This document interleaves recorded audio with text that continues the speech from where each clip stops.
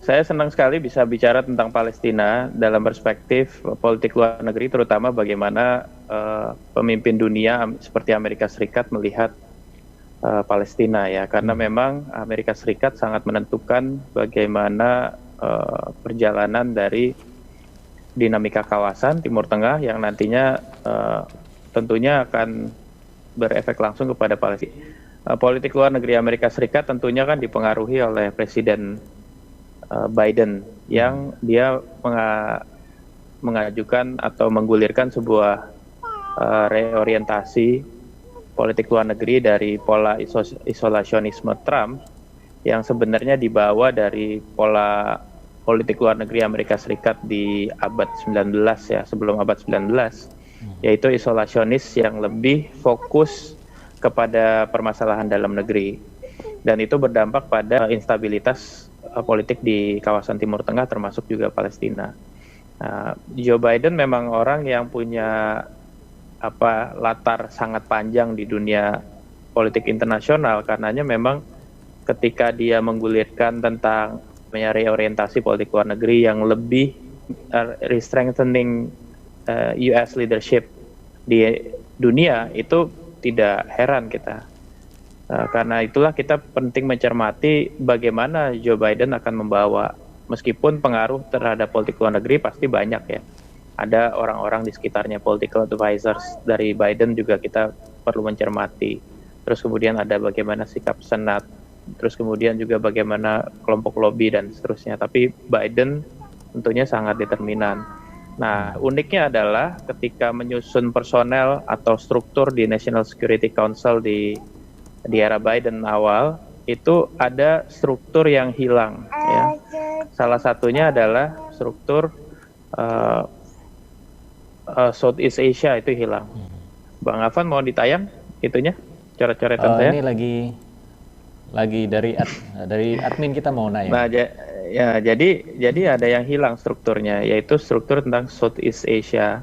Makanya sebelum saya masuk ke dalam kawasan Timur Tengah sebagai salah satu mandala yang diperhatikan oleh Biden, kita juga harus mengerti seberapa jauh daya jangkau Indonesia ketika mau berkontribusi, begitu. Karena ternyata Asia Tenggara tidak menjadi perhatian utama dari politik luar negerinya Biden, begitu. Meskipun kemudian Biden pernah menjadi wakil presiden dari seorang yang pernah punya latar belakang di Indonesia, pernah ngomong sate, bakso di Universitas Indonesia, terus kemudian pernah juga kemudian merumuskan US Pivot to Asia yang juga kemudian banyak hadir di fora-fora internasional seperti East Asian Summit, terus Asian plus 3 plus 6, forum-forum di lingkup konsentris Asia Tenggara dan Asia Timur. Tapi ternyata orang-orang yang sama dengan kesadaran baru bahwa ASEAN tidak cukup efisien untuk diandalkan dalam politik luar negeri Amerika Serikat era Biden, begitu. Nah, ini silakan di zoom dikit kalau kelihatan, ya. Oke. Ini coret-coretan saya. Jadi kalau kita lihat dari struktur National Security Council-nya, prioritasnya adalah nuclear cooperation yang sebelah kiri tengah ya. Bagaimana rearrangement atau melakukan kontrak ulang dalam hal perjanjian persenjataan, nuclear cooperation itu. Tapi Biden menghilangkan Asia Tenggara sebagai salah satu prioritas.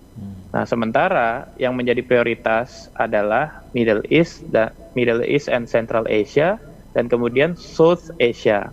Jadi Asia Selatan, Asia Tengah, dan Mediterranean, yang di situ kemudian kita masukkan ke dalam tema kita sekarang ya. Lalu bagaimana sebenarnya dampak bahwa ASEAN ini tidak terlalu diperhatikan ya? Dampaknya ke pembahasan kita sekarang. Kita kan sedang berpikir bagaimana Indonesia berkontribusi kepada Palestina. Sementara instrumen paling utama yang kita andalkan kan diplomasi. Sementara Amerika Serikat tidak memberikan perhatian besar kepada Indonesia. Jadi jangan terlalu berharap banyak kita akan dilibatkan dalam diplomasi kawasan Timur Tengah, atau kemudian lebih spesifiknya menjadi mediator bagi perjanjian damai Israel Palestina yang beberapa saat waktu yang lalu Joe Biden melalui Gedung Putih, juri bicara Gedung Putih menyatakan akan melakukan reorientasi pendekatan juga terhadap Palestina. Jadi itu yang pertama dari kaitan kapasitas kita. Kenapa kemudian kita tidak dipilih? Karena kita dianggap ASEAN itu dianggap politically divided, terlalu terpecah gitu.